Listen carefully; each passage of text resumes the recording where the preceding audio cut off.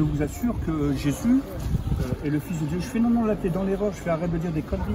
Là, tu commences à me fatiguer, je fais Dieu n'a pas engendré, Dieu ne peut pas engendrer, c'est un péché. Et si tu crois en ça, tu vas en enfer. Reviens à l'islam, tu t'es égaré. Et tu sais ce qu'il me dit? Le gars, il me dit bon, on va pas discuter là-dessus. Il m'a fait si tu as un problème, Dieu t'aime. Mais moi, tu sais, c'est des banalités. Ça veut rien dire. Tu vas voir quelqu'un, tu vas lui dire aujourd'hui, Dieu t'aime, Jésus t'aime. Ça veut rien dire. Le gars, je sors de prison, j'ai pas de thunes, je suis à la rue, j'ai pas de parents. Ça veut rien dire, Jésus t'aime. Pour moi, je suis comme saint Thomas, il faut que je vois les choses. Donc ça rentre pas dans mon cœur. Je suis fermé. Puis à un moment donné, la seule citation de la Bible que je connais, c'est mais si quelqu'un te frappe sur la joue droite, dans la joue. Je lui dis devant tout le monde. Je fais c'est vrai que dans la Bible, il a dit que ton Jésus là, il dit que si on te frappe sur la joue droite, tu dois tendre l'autre joue. Est-ce que c'est marqué ça? Il me dit oui. Alors je fais, tu sais quoi? T'es chrétien? Il me dit oui. Ben je vais faire un test. Je lui dis je vais faire un test. Tu baignes là-bas, c'est une... Je veux tous ces lunettes. Ah ouais, vraiment, j'étais vraiment un. Ah, je te promets, hein, j'étais vraiment un violent. Hein. Je retire les lunettes et j'allais lui mettre une baffe magistrale. Et au moment où je retirais ses lunettes, moi je suis un gars de la rue. Quand je te dis la rue, moi c'est quoi? C'est à Paris, c'est les putes, c'est la rue, tu deviens vicieux. À 20 ans, j'étais déjà vicieux, j'avais tout vécu. Les comment? J'avais vécu les comment? J'avais tout vécu. Donc moi, quand il me dit, comment on appelle ça, quand il me dit que Dieu m'aime, ça me fait rigoler. Mais tu sais ce qui m'a fait réfléchir, ce qui m'a fait, en tout cas, ce qui m'a arrêté la violence, c'est au moment où je retire les lunettes, je vois dans son regard, lui il a 18 ans, moi j'en ai 20, je vois une pureté que moi j'ai pas. Et ça me déstabilise. Je suis un voyou, hein, pourtant. Je suis un voyou. Mais quelque chose, il reflète quelque chose que j'ai pas, une pureté. Et au moment où il me regarde, ça m'a apaisé. Je sais pas ce qui s'est passé. C'est un phénomène surnaturel que moi je peux pas, même pas encore aujourd'hui définir. Je remets ses lunettes, je fais t'as de la chance. Je fais t'as de la chance. C'est quoi? Toi et ton Jésus, tu dégages. Je fais j'ai pas le temps à perdre. Et il me dit je peux te dire quelque chose. Il me dit juste avant de partir, j'aimerais te dire que Dieu t'aime et que si tu as un problème, demande à Jésus-Christ. Je fais allez, c'est bon. Et je me barre. Je me barre, je marche dans les rues de Paris. Je dis ce soir, où est-ce que je vais squatter? Je marche. J'arrive, il est 11h du soir. J'arrive, je sais pas où dormir. Et je suis à la place d'Italie. Donc je descends vers la gare d'Austerlitz. J'arrive au Gobelin, je descends les Gobelins. Et là, j'arrive à la gare d'Austerlitz et je vois un petit square. Je dis, je vais squatter. Ce soir, je vais squatter là. Fatigué. Il est 11h30. Je prends ma valise, ma petite valise, et je squatte. J'ouvre le jardin public. Un calme. Paris, pourtant, à Paris. Mais là, dans ce jardin, mais un calme. J'arrive là, je pose ma valise. Et d'un seul coup, tu sais quoi? Un cafard. Et une angoisse. Jamais ça m'arrive. Mais une angoisse, une oppression qui me prend le ventre. Et je me sens, je me sens à ce moment-là, non seulement angoissé, mais je me sens perdu. Pourquoi perdu? Avant, j'étais un débrouillard. Je veux dire, quand tu as la rue, tu as toujours des... Mais là, je savais, c'était plus dans ma tête, je savais que j'étais perdu. Et je me suis mis à pleurer. Et je me suis dit, mais qu'est-ce que je vais devenir? J'avais plus confiance en moi, plus confiance en les hommes, plus confiance. Et je me suis dit... Ah ouais, et je me suis mis à pleurer comme un gamin. Et je me suis mis à chialer comme un gosse. Il fallait que ça sorte. Et là, à 20 ans, je me suis mis à genoux et j'ai commencé à pleurer. Au moment où je me mets à pleurer, je ferme les yeux et je me vois 6 ou 7 heures avant avec le jeune qui me dit, si tu as un problème, demande à Dieu. Et là, dans un sursaut de souffrance, je crie, je dis, j'ai entendu quelqu'un qui m'a dit que tu m'aimais. Si tu m'aimes, montre-moi-le. Je suis perdu. Au moment où je dis ça, où je fais cette prière, j'entends une voix audible. Attends, on On est en 79 quoi. J'ai pas fumé, je suis pas Jeanne d'Arc. J'entends une voix audible qui me dit Saïd, qui m'appelle pas mon prénom, Saïd, j'ai entendu ta prière et je vais t'exaucer. Ça dépasse ces science-fiction là. Ça dépasse le raisonnement. Ça, tu ne le vis pas. Je veux dire, soit t'es fou, t'es schizophrène, t'es un malade mental ou t'es un fou, furieux. Mais là, je suis lucide, j'entends une voix. Et quand j'entends cette voix, Dieu, une voix qui me dit Saïd, je t'aime et je vais te relever, j'ai entendu ta prière, je me retourne, je pensais qu'il y avait quelqu'un qui me faisait une blague. Et je suis apaisé, je reformule ma prière, je dis, si vraiment j'ai entendu, est-ce que je ne pourrais pas entendre une deuxième fois cette voix? Et la même voix, tranquille, là dans ce jardin, qui me dit, pourquoi tu doutes? Tu m'as demandé, je te réponds, j'existe et je te relèverai Saïd. Incrédule, même si tu vois un miracle, on est tellement incrédule que je reformule ma prière. J'ai entendu 2 fois la voix, j'aimerais encore te demander quelque chose. Si vraiment, comme tu prétends que tu m'aimes, que tu lis, fais quelque chose mais que là, ça soit visible. Mais tu sais quoi? Et il y a quelque chose, au moment où je dis ça, là, je suis tout seul dans ce jardin, il y a quelque chose qui me tombe du ciel, quelque chose de surnaturel qui me visite de la tête jusqu'aux pieds, comme des frissons, mais comme un courant électrique qui me visite. C'est tellement fort que je tombe par terre. Et là, d'un seul coup, le doute que j'ai dans ma tête s'en va. Et là, ça descend un peu plus loin, ça descend dans mon cœur et je sais que Dieu existe. Ça ne s'explique pas. Alors pour ceux qui voudraient que j'explique, ça ne s'explique pas, c'est surnaturel. Mais je sais que Dieu existe. Mais je dis, mais alors, si Dieu existe, c'est différent. J'ai toujours rien, je suis à la rue, hein, pas de parents, je suis toujours à la rue. Mais j'ai une paix. Ouais. J'ai une paix. La paix qui surpasse toute intelligence. Une paix qui surpasse toute intelligence humaine. J'ai une paix, je n'arrive même pas à définir. Moi-même, je me pose des questions. Je dis, mais comment se fait-il? Qu'est-ce qui se passe? Je me sentais, la première fois dans ma vie, je me sentais bien. Et puis, je pose la bonne question à Dieu. Tu as 20 ans. J'ai 20 ans, hein. À 20 ans. 79, j'ai 20 ans. Et là, je me pose la bonne question. Je fais, bon, Dieu, c'est pas possible. Même après cet événement exceptionnel, après cet événement surnaturel, c'est tellement fort que j'arrive pas à y croire. Je dis, mais tu existes, mais c'est pas possible. Je dis, mais t'es quel Dieu? T'es le Dieu des chrétiens, t'es le Dieu des musulmans, t'es le Dieu des témoins de Jéhovah, t'es quel Dieu? T'es le Dieu de qui? Et Dieu me répond pas. Dieu me répond pas à ce moment-là. Et Dieu me répond pas. Et c'est ce que je fais. Je lui pose la bonne question. Je fais, maintenant que je sais que tu existes, je ne sais pas qui tu es, mais tu vois ma situation, conduis-moi. Tu sais, j'ai rien du tout. Je suis à la rue. Oh, je dors. Je dors sur le banc. Le lendemain matin, je me réveille avec toujours la même paix. Je dis, c'est pas possible. La même sérénité, et puis une joie qui n'est pas due, même pas une joie qui est due au matériel parce que j'avais rien. Donc c'est une joie même pas humaine, j'avais une joie et une paix intérieure. Et à ce moment, je dis, c'est pas possible, ça m'a pas quitté. Et je suis en train de réfléchir à tout ce qui m'arrive. Et je me suis dit, comme j'avais pas d'argent, je me suis dit, bon, il y avait une petite fontaine, je me suis dit, je vais me laver là, à la fontaine. Et après, je vais aller en direction de la gare du Nord, je vais aller faire la Manche.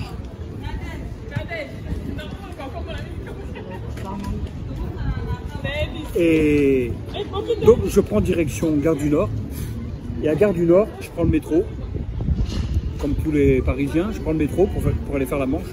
Et il y a un farfelu qui me bouscule. Mais à Paris, c'est tout à fait normal. T'as tellement de fous qu'il y a un farfelu qui me bouscule. Et tout en me bousculant, tu sais ce qu'il fait? Il me donne un papier, il me dit, oh, j'en ai pas besoin. Bon, c'est machinalement, je prends le papier, il me le donne dans la main, je le mets dans ma poche, je me dis encore un malheureux, encore un fou furieux. Et je mets la main dans ma poche, et au moment où je prends ma direction Gare du Nord, j'entends la voix de Dieu, je sais que c'est Dieu qui me parle, mais pas audible. Là, ce coup-ci, c'est intérieur, qui me dit, prends ce papier, regarde, et va à l'adresse indiquée. Je prends le papier, 12 rue du Chemin Vert, métro Bastille, 11e.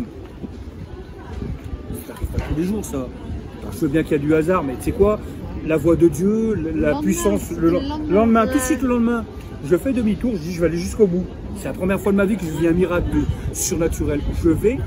Je frappe, je suis maigre, agressive, Je frappe, j'attends, et il y a un gars qui m'ouvre.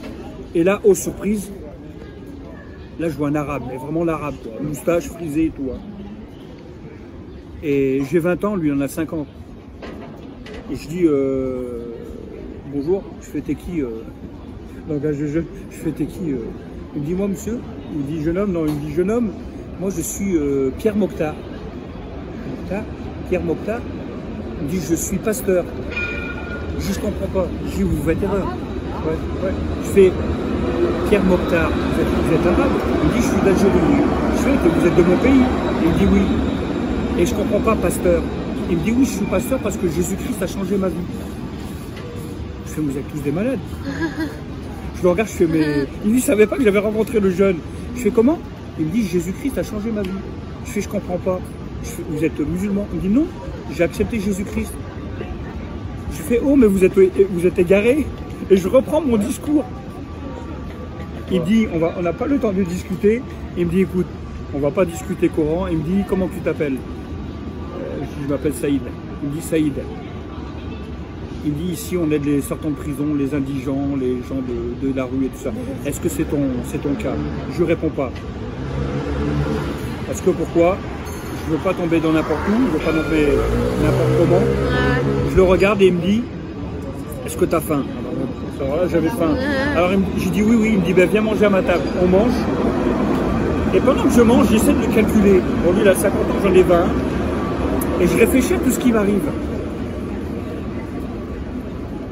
Je réfléchis, je dis, après tout, c'est peut-être Dieu qui m'envoie cet homme. Puis je le regarde. Puis à un moment donné, je mange. Et dans ma tête, je me dis, purée, et dire que ce soir, je vais retomber, revenir là où j'ai dormi hier à la rue. Et le gars, il me laisse même pas finir ma pensée, il me dit, non, t'inquiète pas, je vais t'héberger pendant 1 an. Ouais. Attends, non mais attends, je le regarde. T'as 20 ans quoi, 20 ans tu... Je le regarde. Il me dit, Saïd, je vais t'héberger pendant 1 an. Puis après, tu sais quoi, je le regarde comme ça, je mange, puis dans ma tête, je me dis, mais il est marrant, j'ai même pas une thune pour prendre le train, j'ai rien du tout.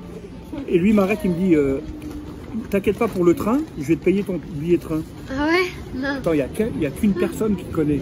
Il n'y a que Dieu qui connaît tout ça là. Ah ouais, c'est clair. Où il est médium, où il est devin, ou que je sais pas moi. C'est clair. Mais il me dit, je vais t'héberger. Après, je me dis, mince.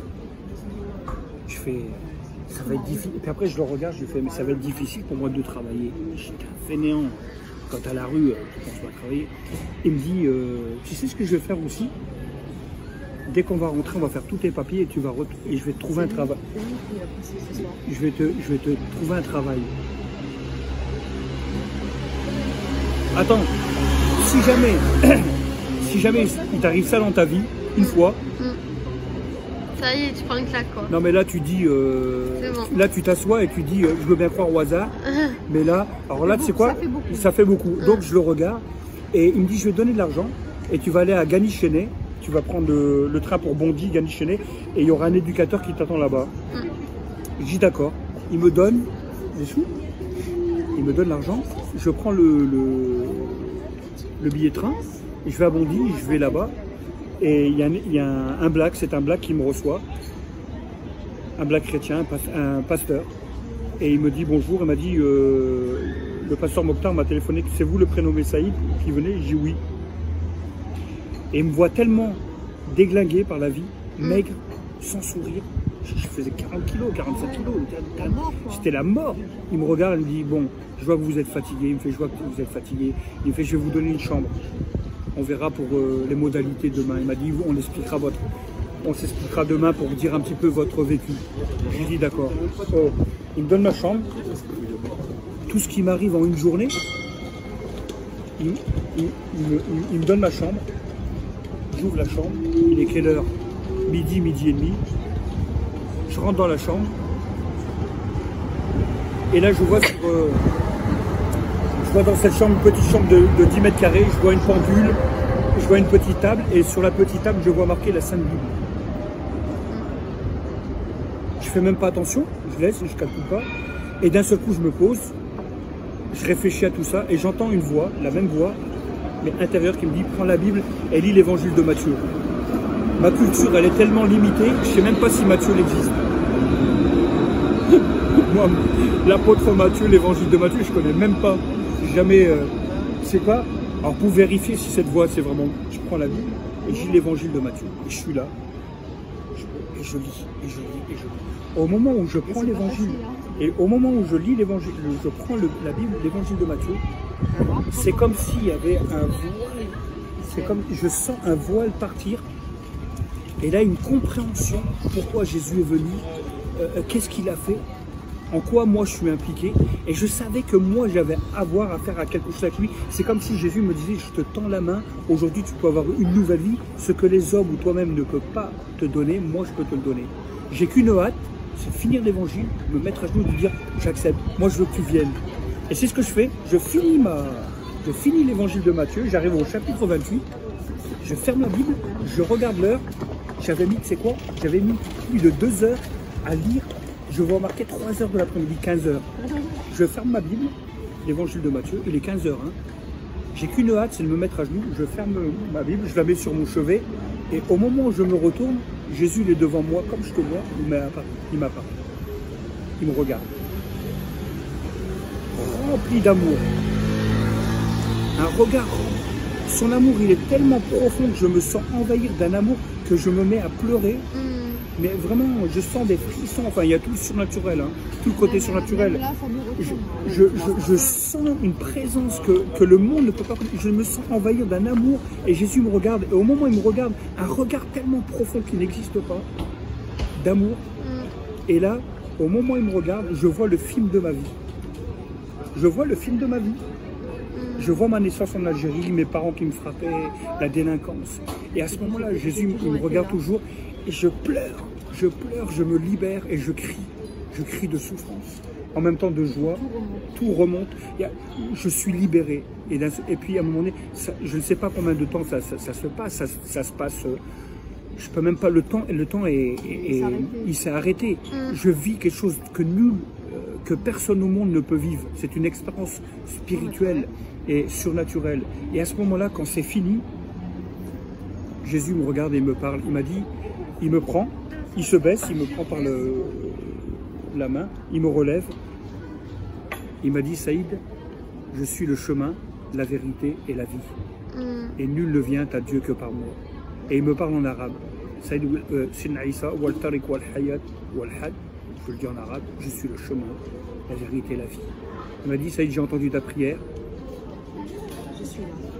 Et il m'a dit, j'ôte tes fardeaux. Au moment où il fait ça, il me dit, au moment où il me dit, j'ôte tes fardeaux, il me fait un geste symbolique, il fait comme ça, il me fait, j'ôte tes fardeaux. Je me sens léger. Je bouffe à la rue, j'étais un pêcheur, j'étais un pourri, j'étais un délinquant. Le mal, je l'ai connu avant l'heure. Et à ce moment-là, je suis libre, mais libéré. Et là, tu sais quoi, je vis une expérience que personne au monde ne vit. Et là, Jésus me dit, Saïd, à partir d'aujourd'hui, ta vie va changer. J'ai 20 ans, hein. Je suis dans un foyer de réinsertion de clochards et de sortants de prison. Il me dit, je t'appelle à mon service, ce que j'ai fait pour toi, je veux que tu ailles le prêcher à tous les gens. Là où je vais t'envoyer, tu vas dire à tous les gens que je les aime, et tous ceux qui croiront en moi auront la vie éternelle. Et il part. Et ça fait 40 ans. Aujourd'hui, je suis pasteur. C'est beau. C'est fort hein, comme histoire. Hein? C'est fort. Hein. Tu sens tu sens la présence de Dieu. Hein? Et depuis 40 ans, voilà. Et depuis ce jour-là, je prêche l'évangile. Alors après, on peut me dire, t'es un taré, t'es un fou, moi, j'ai assez de preuves. J'ai pleuré. Ah. Tu sais ce que c'est ça? C'est l'action de Dieu. Laisse faire.